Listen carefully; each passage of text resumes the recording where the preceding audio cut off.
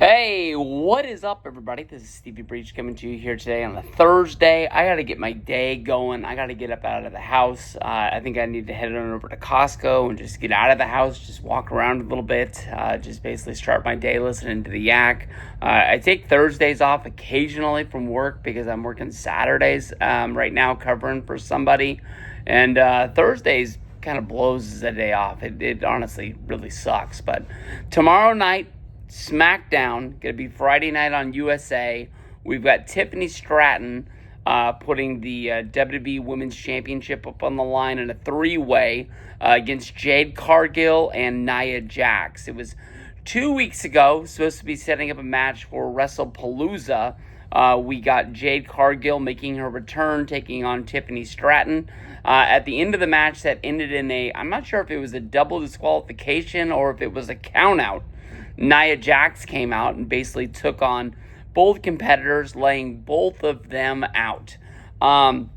This is the big match as of right now because the winner of this match, who will be the women's champion, will then be going to Crown Jewel in Australia in 3 weeks and taking on Stephanie the Care for the Crown Jewel Championship, which is the Raw versus SmackDown, champion versus champion. Who gets to have the bragging rights? They get to wear the big belt for the night, and then they get to wear the ring, which I'm not even sure if they get to keep it or if it's just a WWE prop that they bring out once a year to build it off. Cody had his on Monday, basically showing it off for his match against Seth Rollins, but there is a bunch of different ways that this could be going. Tiffany, she cashed in, I want to say, in late 2024. I think it was sometime in November, maybe even December, when Tiffany cashed in against Nia Jax. I think a lot of people would forget by this time that Nia was the women's champion last year. She got cashed in on by Tiffany, who was sort of running a storyline that she was with her, but she had the money in the bank, and she kept on having these opportunities where if she was going to cash in, and then there was a whole thing where if Nia could trust Tiffany, so she sort of brought in Candice to sort of have two girls with her, but one was basically just watching Tiffany the whole time. When we look at Jade Cargill, you got to think about what's been going down with her. She came back from injury. When she came back at the Elimination Chamber back in February, she said that basically Naomi was the one who took her out, and we were all kind of dreaming of a scenario where it would be revealed that that Naomi did attack Jade, but Bianca was just as involved as she was. And then at WrestleMania, we had an injury to Bianca. She hurt her finger. She had surgery. She was supposed to come back around SummerSlam time, which is why I think Jade won the Queen of the Ring. And if you remember, Jade winning the Queen of the Ring, the finals, was her versus Asuka. Asuka was coming back from injury at that time. People were saying that she was blowing through her qualifying matches all the way until the final because they were trying to heat Asuka up to be like a main person on main event on Monday Night Raw, as we've seen with her whole storyline with her, with Io Sky, with Kairi Sane, and now blowing the mist into the face of Rhea Ripley. So I kind of think, when Jade lost her championship match at SummerSlam, she instantly kind of disappeared.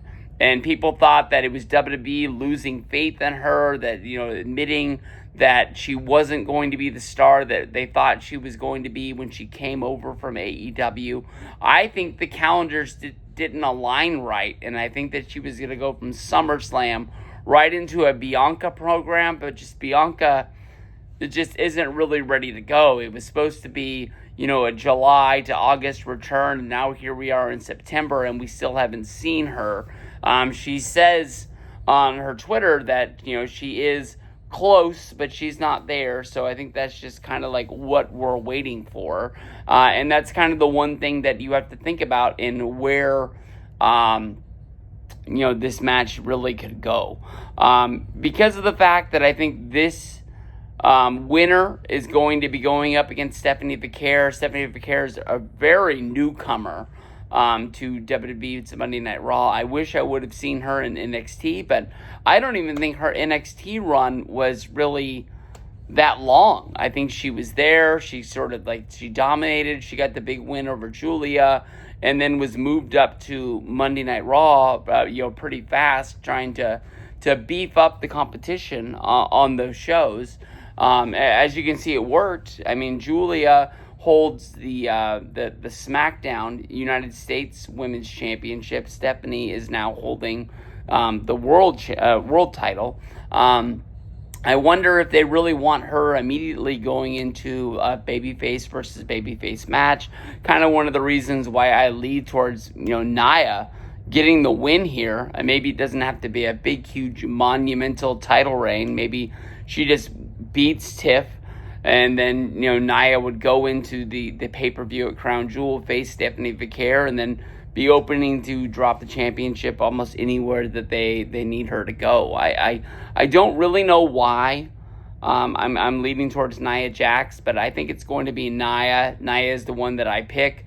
I wouldn't put big money on it. I'm not saying that Tiffany wasn't a good champion, because when Tiffany won the belt, I really didn't know anything about her. And this year of Tiffany Stratton that we've really been under has been awesome. And I think that she has proved that she is more than, coming from daddy's money. She's a Barbie girl.